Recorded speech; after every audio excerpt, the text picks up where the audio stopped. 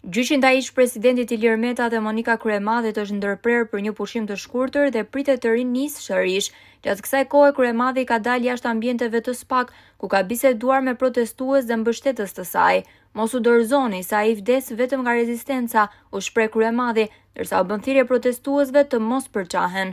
Kryemadhi është paraqitur disa herë në SPAK në kuadër të procedurave hetimore që lidhen me çështjen ndaj saj, ndërsa ajo ka mohuar vazhdimisht akuzat dhe i ka cilësuar hetimet si të motivuara politikisht. Nuk u besoj këtë. Ka është cikël që ne do ta kalojmë. Është puna e kalvarit. Vitet.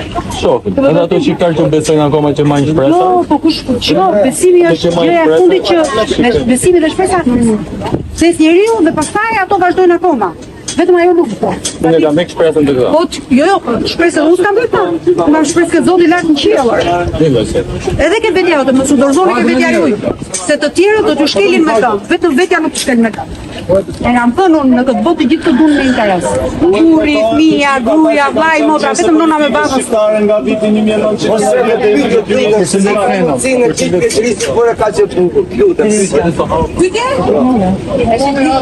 Jo, kam qenë shumë tutere. Se thonë njerëzit, dhe ka i gjë tjetër. So që kanë qenë të bukur të ri, unë plakën shëmtojnë. Unë jam si që kam qenë e re. E shëmtut jam prap. Jeni super milf më, për qa e shëmtut. A jeni ke protesta për jo? Mos u dorëzoni se a i vdes vetëm nga rezistenca. Duhet të hetohen gjithë ata që kanë qenë pjesë e politikës shqiptare, nga vitin 1990 dhe në vitin 2026.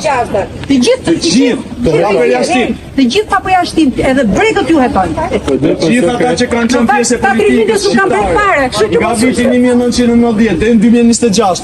Duhet hetohen të gjithë. Jo. Pa përjashtim. Patjetër, jo vetëm ata, po të hetojnë edhe gjithë segmenti i tyre që është jashtë politikës. Bravo, Po mos u dorëzoni, me qeti, edhe stay strong, puna mos u dorëzoni, mos u demoralizoni dhe mos u përçani. Përçarja është vdekja protestës. Por lidhë të bashkuar e mbytës. Hajde para kamerën. Ka belajmi